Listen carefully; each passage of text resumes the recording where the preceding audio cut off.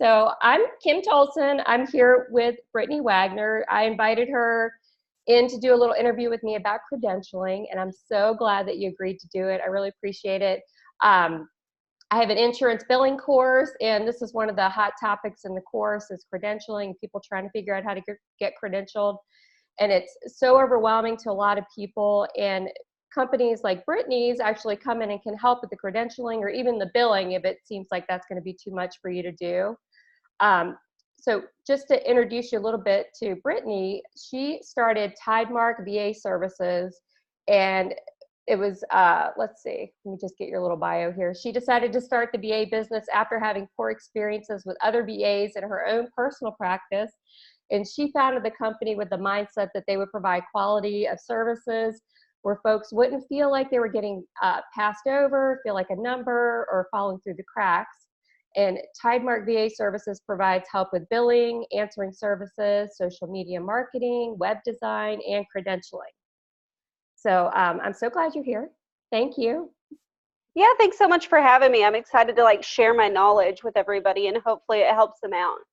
Yeah, and I see you in the forums all the time, posting and helping people. That's why I thought you'd be such a great person to connect with and let you answer everybody's questions. Oh, well, I appreciate that. I'm glad I'm making an impact. Yes, you are. I totally notice you all the time. When you answer a question, I really pay attention to what you say because I know you're pretty much an expert with this stuff. Mm-hmm. So it's awesome. Yeah. So some of the questions we came up with, the first one is, how long does it take to get credentialed? Mm-hmm. So that really varies panel to panel. With private side insurance companies, it probably takes about a month and a half to 3 months. It just depends on the season and how busy they are. With Medicaid, it takes about 3 months on the low end. And then with Medicaid, it can take up to 6 months because you have to apply for the base plan of Medicaid in your state. And then you have to apply to each additional carve out because it's really rare for folks to just have traditional Medicaid. Okay. Yeah. Thank you. Okay. So if somebody were to pick some insurance companies that they really wanted to go for and get in really quickly with, who would you recommend right off the bat? So I would probably recommend Blue Cross Blue Shield, United Healthcare, and Cigna. Because they're quicker, Cigna probably being the quickest out of everybody.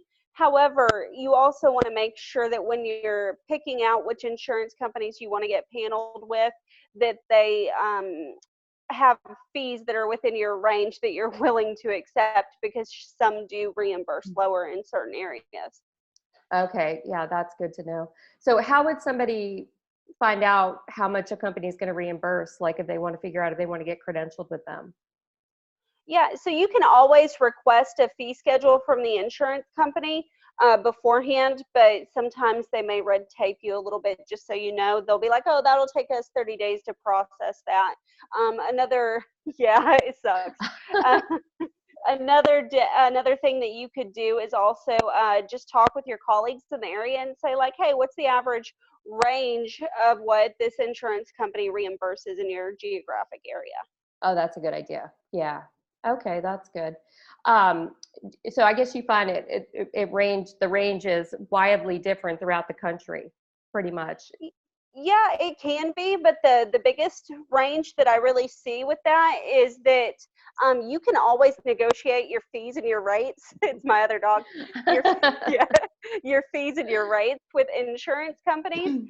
So you can you'll see large sums because somebody says, hey, I provide a service that isn't well known in this area and not a lot of people have certifications in it, and so you may see that they get reimbursed $30 more than the other average clinician might. Oh, wow. Oh, that's good to know. Okay, so if you have specialties or certifications, you definitely want to let them know that up front before you get credentialed with them. And can you negotiate your rate? You can negotiate your rate, absolutely. If they're really hurting for providers, don't think you have to settle. You can always, before you sign that contract, be like, hey, look, I feel like I should get reimbursed at this rate as opposed to this rate. What do you think? And it can't hurt because all they can do is say no.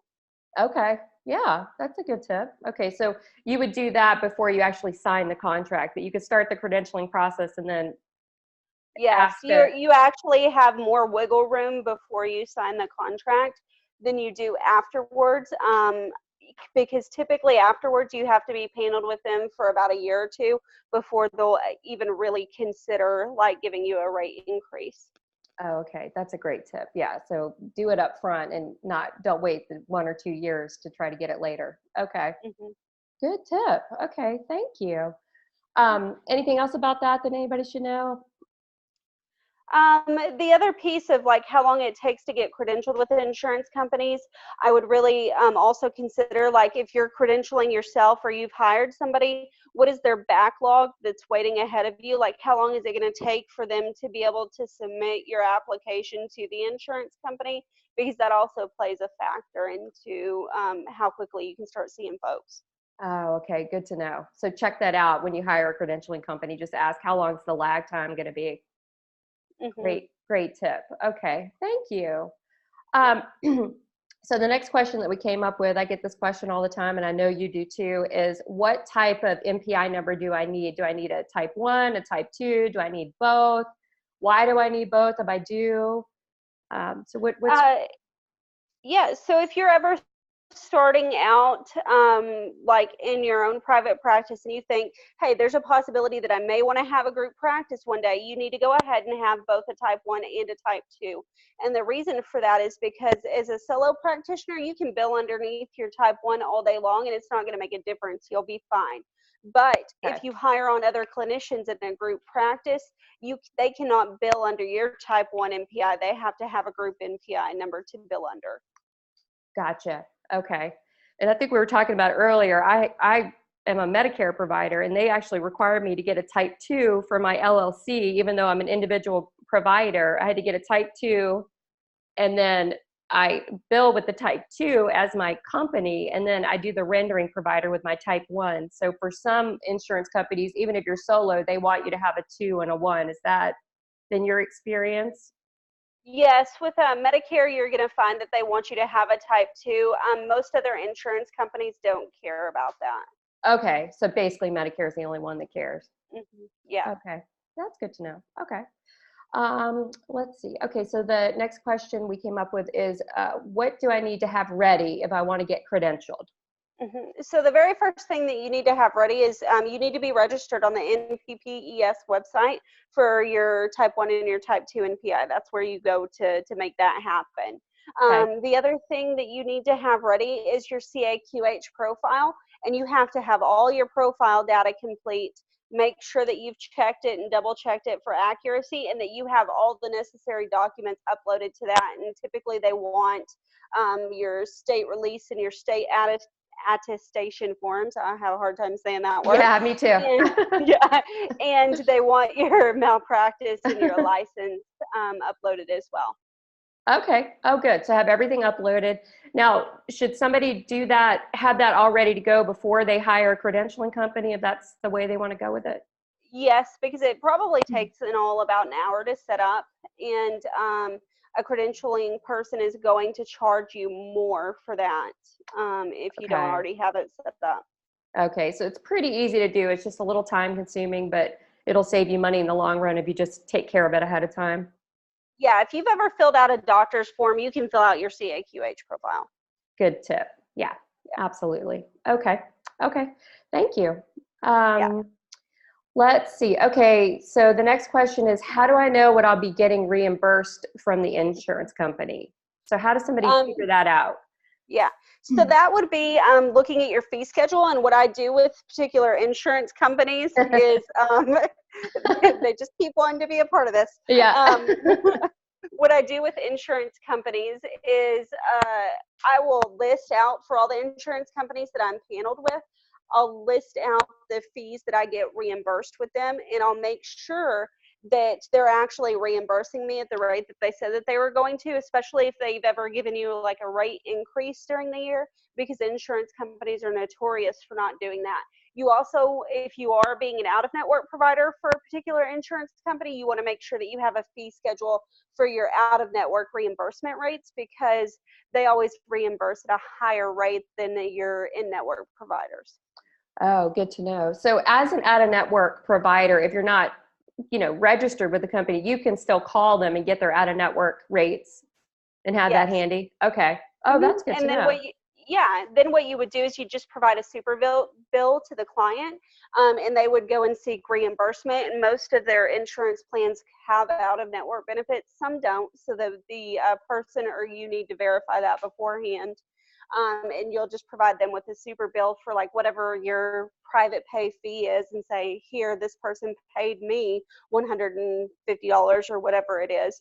And then they'll get reimbursed a percentage, like 80% or something like that, from the insurance company. Oh, that's awesome. Yeah, good tip. So that's good to know that you can request those rates even if you're not like actually involved with the insurance company. Okay, great. Thank you. And the last thing that we came up with is just what documentation do I need to actually get credentialed? And Brittany actually put together a whole document for us with every single thing she can think of that you would ever need to have to get credentialed. And I'm going to upload that to the document section in this group. But I also just wanted to ask you, is there anything you want to say about that, or like highlights of that list, or anything you think is important for people to know? So specifically, like, make sure that your resume, like I highlighted it in the document section, make sure your resume doesn't have any gaps in it, because that's the number one thing that I see holding up credentialing applications the longest. Is they're like, hey, wait a second, you like took 6 months off here in between these jobs. What's this about? And they'll like inquire about that if you didn't explain it in your resume. Oh, really? They'll ask you about that. hmm Okay. So is any answer acceptable, or do they frown upon certain things, or? Well, I'm sure if you say that you were discovering yourself and did like a lot of drugs during that time period, they might deny you for that. Yeah. Yeah. Yeah, I gotcha. That's funny. Mhm. Okay, yeah. So I will share this list, but it's very comprehensive and covers everything. So you would recommend, if somebody wants to hire a credentialing company, that they just download this list that you provided and just make sure they have everything before they even contact the credentialing company. Yes, and the reason why I say that is because um, that credentialing person, typically they charge by the hour, or they might charge by the application. The more that they're held up and having to do double work on your application because they get to the end of it and they realize you didn't have your W-9 or something, they're going to charge you extra for that. Oh, right. Great tip. Okay. So just be totally prepared if you're going to hire a credentialing company. Okay. Mhm. Yeah. Great. Thank you so much. This is really helpful. Is there anything else you could think of that we didn't cover with credentialing that people ask? I know we came up with this list. I'm trying to think if there's anything else. I guess I people think really that that want to. Go I ahead. think that pretty much covers it. But Okay. if people do have other questions that pop up during the course of this, like if they watch this video, if they just comment in this section, I'll be happy to respond to them and like answer questions that they have. Thank you. Yeah. And could you just go over again real quickly your company and what you offer, just so everybody knows? Mhm. Yeah, so my company is called Tidemark VA Services, and it's tidemarkva.com is where you can go to see more about us. And we are based out of Denison, Texas, so we do everything on Central Standard Time Zone, if that matters to you. Okay. Um, and we provide answering services, as well as billing, as well as credentialing, as well as social media marketing and like website design, logo design.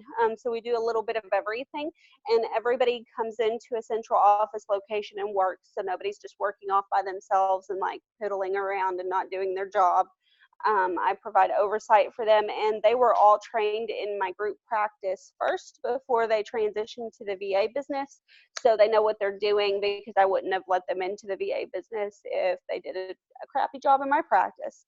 So, Yeah, absolutely. Yeah. Okay. So you've got really quality people working for you, and you do all of the oversight. So you're making sure it's running smoothly.